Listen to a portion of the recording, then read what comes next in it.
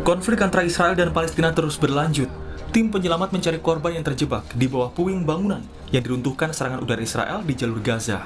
Tim penyelamat terus berupaya mencari korban yang terjebak di bawah puing gedung permukiman. Dengan bantuan alat berat, mereka berupaya menemukan korban selamat maupun meninggal dunia.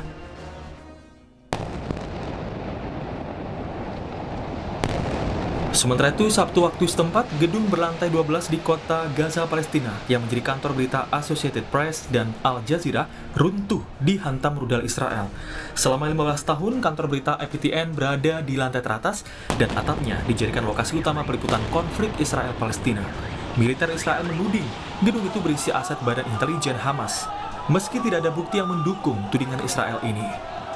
Sejumlah staf kantor berita APTN terlihat berkemas sebelum rudal Israel diluncurkan.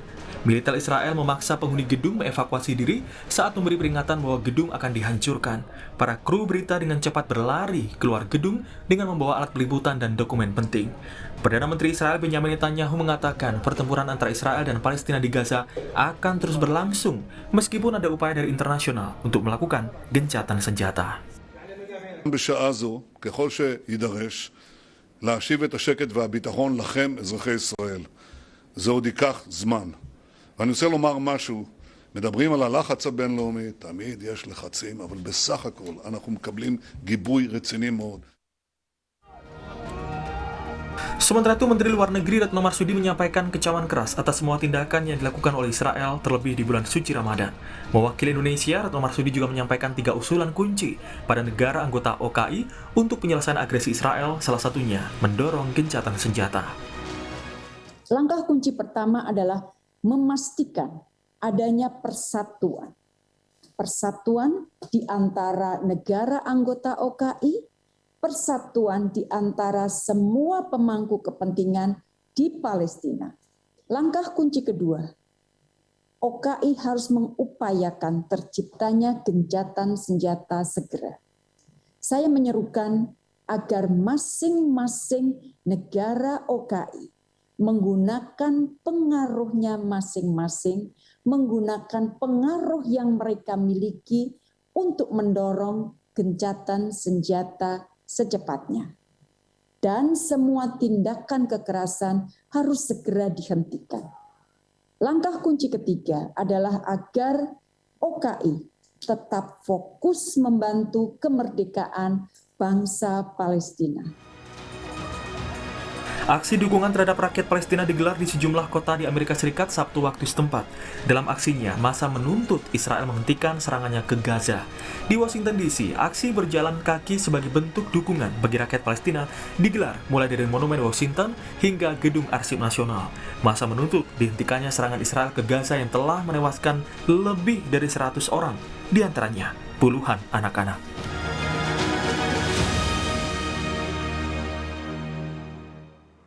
Saudara, saling serang antara berbagai milisi di jalur Gaza terutama Hamas dengan Israel memuncak pada Senin pekan lalu.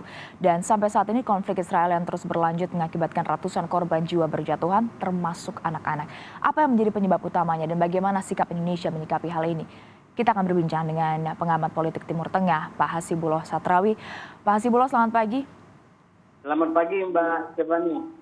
Pak Hasibullah, pernyataan Anda di berbagai media bahwa eskalasi saling serang antara Israel Palestina meningkat karena untuk menutupi krisis politik yang tengah terjadi. Bisa Anda jelaskan lebih detail situasi politik seperti apa yang Anda maksud?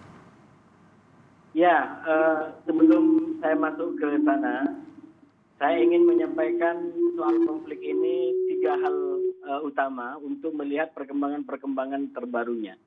Yang pertama, tentu kita mengutuk ya, masyarakat dunia mengutuk apa yang dilakukan oleh Israel, serangan-serangan yang dilakukan baik pada momentumnya ataupun targetnya, di mana bukan hanya masyarakat sipil yang jadi korban, anak-anak, tapi juga media. Jadi sekali lagi ini menunjukkan bahwa yang dilakukan Israel tidak bisa diterima oleh akal sehat modern, oleh akal sehat kita semua. Itu yang pertama Mbak Stefani yang ingin saya sampaikan. Yang kedua yang tidak kalah penting, terutama di Indonesia, karena ini soal sensitif bagi masyarakat Indonesia, dalam menyikapi masalah ini termasuk mendukung masalah ini, menurut saya kita harus menggunakan perspektif konstitusi. Ya. Jadi melihat persoalan ini, mendukung persoalan Palestina ini harus menggunakan perspektif konstitusi. Apa itu?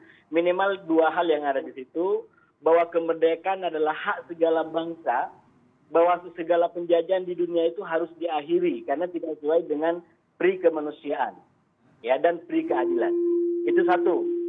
Yang kedua, perspektif konstitusi itu adalah bahwa kita turut serta dalam membangun ketertiban dunia berdasarkan kemerdekaan dan kedamaian yang abadi. Jadi ini perspektifnya gitu. Jangan melihat persoalan ini dari perspektif golongan, ya, bahwa ini adalah golongan tertentu atau malah terbawa dari pengaruh pilpres. Nah, di sana punya pendapat apa, di sini kita punya pendapat berbeda. Saya ingin mengatakan kalau kita tidak menggunakan perspektif konstitusi, jangan-jangan yang kita klaim sebagai dukungan justru itu memudaratkan Palestina. Palestina lagi butuh persatuan tapi kita koyak dari jauh. Tidak akan pernah ada kemerdekaan dengan cara dukungan yang mengoyak itu.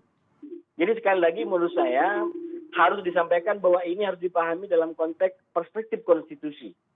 Itu yang kedua. Dan yang ketiga, Mbak Stephanie, yang tidak kalah penting, menurut saya kita semua yang mengatakan sebagai bangsa masyarakat modern sekarang ini punya pandangan bahwa konflik ini, serangan Israel ini adalah aib bagi peradaban modern ini. Ini memalukan kita semua. Sebuah bangsa yang luar biasa punya sistem pertahanan, menyerang negara yang bahkan hanya menggunakan senjata. Oke. Saya tidak punya kemampuan untuk bicara apa lagi, moral apa lagi mau kita bicara di situ. Tapi Anda mengatakan dasar penyebabnya adalah krisis. krisis politik. Apa yang Anda maksud di sana, Pak Hasibullah? Nah, ya, itu masuk ke situ biar kita lebih dalam. Jadi pengetahuannya lebih dalam, informasinya lebih dalam. Saya menggunakan dua analisa, yaitu analisa di depan panggung dan analisa di balik panggung. Yang di depan panggung ini yang banyak diberitakan oleh masyarakat bahwa ini ada kaitannya dengan agama tadi. Ya, katakanlah soal provokasi di Masjid Al-Aqsa, ya. Kemudian pengusiran warga Palestina, itu bagian daripada peristiwa-peristiwa politik yang memicu, ya. Yang memicu, dan itu terlihat di depan panggung. Tapi yang jangan lupa bahwa ada peristiwa banyak hal di balik panggung. Apa itu di balik panggung?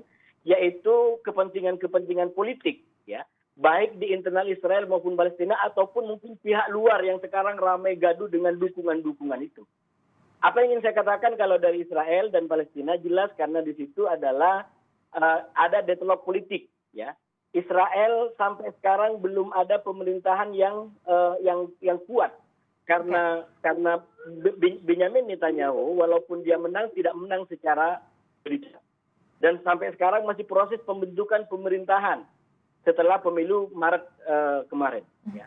Palestina kita tahu luar biasa politiknya di dalam. Ya. Ini mestinya tanggal 22 Mei ini mereka mengadakan pemilu parlemen. Dan itu harapan daripada persatuan. Tiba-tiba karena perkembangan yang nggak jelas ditunda dan belum jelas sampai kapan. Nah tentu sekali lagi secara politik peristiwa-peristiwa itu terjadi. Dan ada kaitan satu sama lain. Nah oleh karena itu sekali lagi kita sebagai masyarakat di Indonesia harus cerdas menyikapi ini. Kita dukung Palestina ini untuk merdeka. Kita dukung Israel ini untuk segera berhenti. Karena alasan-alasan tadi yang saya sampaikan. Jadi menurut Anda Pak Hasibullah apa yang harus dilakukan sebenarnya untuk narasi kami adalah akhiri konflik. Tapi paling tidak gencatan senjata bisa kembali terjadi. Nah ini yang menurut saya PR terberatnya ya. Karena Israel itu sikapnya seakan-akan dia berada di atas hukum dunia, hukum internasional. Dan itu kalau bagi saya adalah aib peradaban modern. Kalau ada orang seperti itu. Jadi menurut saya Amerika harus kita yakinkan. Karena ini juga catatan ya Mbak Stefanus ya. Israel di masa sekarang ini saya katakan ibarat memainkan politik anak nakal. Karena dia kurang mendapatkan dukungan memanja dari Amerika Serikat. Berbeda dengan eranya Trump. Yang dia diguyur luar biasa. Yerusalem dia kasih, tepi barat dia kasih. Kemudian kedutaan dipindah. Jadi ini kayak anak nakal yang dapat semua yang dia inginkan.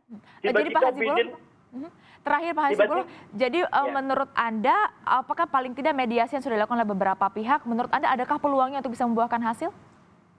Menurut saya hanya Amerika. Salah satu yang bisa meyakinkan Israel. Jadi Amerika harus diyakinkan, Biden harus diyakinkan untuk segera menelpon Netanyahu, hentikan ini semua.